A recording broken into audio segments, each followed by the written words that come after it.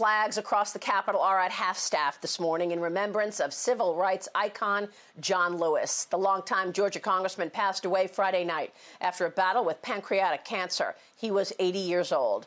A great patriot, Lewis was the last living speaker at the 1963 March on Washington, where Dr. Martin Luther King Jr. delivered his I Have a Dream speech. House Minority Leader Kevin McCarthy was his friend and colleague. He joins me now. Congressman, it is good to see you this morning. My condolences. Good to see you, Maria. Thank you. And I do want to talk about John Lewis just for a moment, because he lived such an extraordinary life with an unbelievable man. That such at a young age, he tried to cross a bridge simply to give people the right to vote. He did it in a peaceful manner, and he was beaten almost to his death. I've walked across that bridge with him before, and when he would tell the story, he would stop at a moment and says, I cannot remember past beyond this point, because they would beat him. And he did it in a peaceful manner to help change this nation, that no longer do people our choice about which bathroom they use or which counter they eat on or even registering to vote. He made this nation better, and he lived his life in a manner that we could all respect and live up to. And he was kind to all. And I just spoke to him a couple weeks ago. Checking on his health, but talking to him about what's happening in the nation today. Because he did it in a peaceful manner to help preserve and actually create a more perfect union. I think a lot to understand him and live by his example to make this nation better. Yes, thank you for that. When we go to break after our interview, we're going to show a little clip of John Lewis, which is a beautiful clip and something that I know that our audience will love. So stay with us for that. But let me get to the business at hand for our viewers. And you're going back to Congress will return to work tomorrow, and you are looking at a potential next stimulus package, a relief package. What should be in that package, Congressman? A number of things should be in that package, but we also have a large amount of money, more than about $1.5 trillion, still out there that we have already appropriated that we need to get into this economy. But the things I look for, the things we need to do, we need liability protection, because these small businesses are questioning whether they can open again, our schools and others. So let's protect those as we move forward.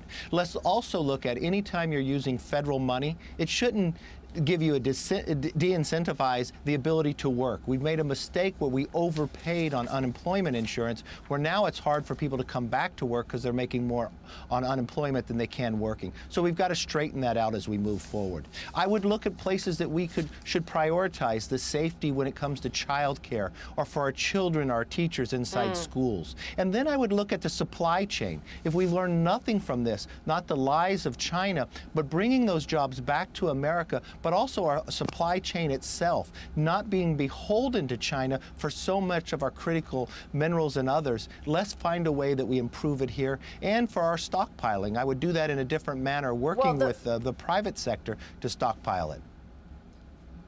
So the president would like schools to open in the fall, Congressman. Will there be money in this next bill for schools? And what about the states? Are these the priorities right now for that next bill? Well, the uniqueness of what we have right now, Maria, we have more than $100 billion that we've already appropriated that can go to the states. I think we can look at ways that we can make that greater flexibility. And lots of times we're finding when we sent these monies to these governors that they've held it up instead of pushing it down to the counties and the cities. I would like to see more flexibility where it goes to the counties and cities in the place of need. We would look at hospitals if they need more in the process of where we're going forward. We also have more than $100 billion sitting there for such a successful program of PPP for small businesses that saved millions of jobs. Now we're seeing that some states have to close certain portions. Is there a greater need for small businesses? We already have money sitting there. So could we use the money already appropriated to solve some of these problems?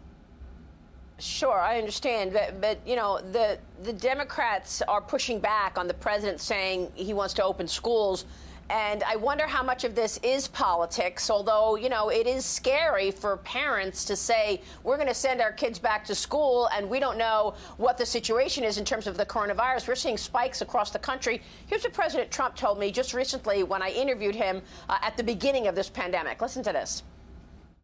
Your critics want you to keep it closed going into the election? Yeah, I do. I think it's a political thing in addition. I think because some they're states, saying you're putting money, business ahead of lives. Yeah, no. I think the people that want to see the right thing happen, they agree with me. We have to get our country open. You know, if it was up to some people, let's keep it closed for a long time, okay? A long time, and watch the United States go down the tubes. Not going to happen. I mean, I guess we are going to be living with this, Congressman, but can we actually go back to our normal lives safely right now, given these spikes that we're seeing across the country? In certain parts of the country, you can. Nobody wants to send somebody to school that's unsafe. That's why Congress should actually look at this. How can we protect when it comes to child care, the children in school, and the teachers? But what's more important, when you look at these recent studies, you're finding that children have not kept their reading, their writing, and their math, losing more than 30% of it. We cannot have a whole generation that's uneducated. So what we need to do is actually put that plan together, because we've got to make sure schools can reopen. And that takes a responsibility what we're doing. Now we're finding, even in California, where LA and San Diego say they're not going to open for the whole year. Remember what is happening here with warp speed. We've got 5 companies that are in BARDA that have a real promise of having a vaccine. Could even be this year. Or the therapies that are coming forward. Tomorrow is going to be better than today based upon what this administration has been doing. Yes. Look what's happening to our cities. I know you have a bill right now to punish anybody who is taking down statues, but there is a massive movement across the country on the other side of the aisle. Your colleagues on the left, they want to defund the police. Listen to Joe Biden recently. Here it is. But do we agree that we can redirect some of the funding? Yes. Absolutely. And one of the things that we also need to be doing is fundamentally changing the way, and I've been pushing it for years, changing the way we deal with our prison system.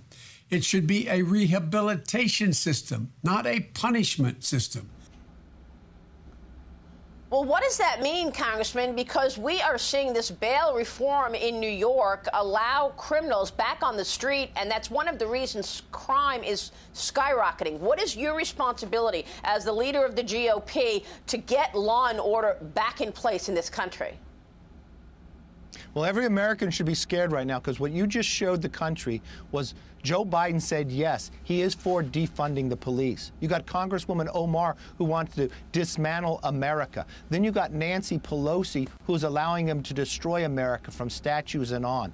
We have a responsibility for rule and law and for justice. And what we're watching the Democrats doing, watch what Nancy Pelosi just said the other day. She thinks what's happening in Portland is a graffiti problem. No, it's a mob problem that is overrunning. You have people across this nation scared to death. You have young children being murdered because what they're doing to the police department. This is wrong. So I introduced a bill. Your bill does what? When law... Yep. Our bill will withhold federal grants for cities that do not uphold and protect the statues, because the cities have the responsibility for law and order, not to leave these precincts, not to allow these mobs to rule our communities. Wow. We have to stand up to this. It is scary out there. I agree with you. Congressman, it's good to see you this morning. We certainly will be watching the developments. Thanks so much, Congressman Kevin McCarthy, this morning.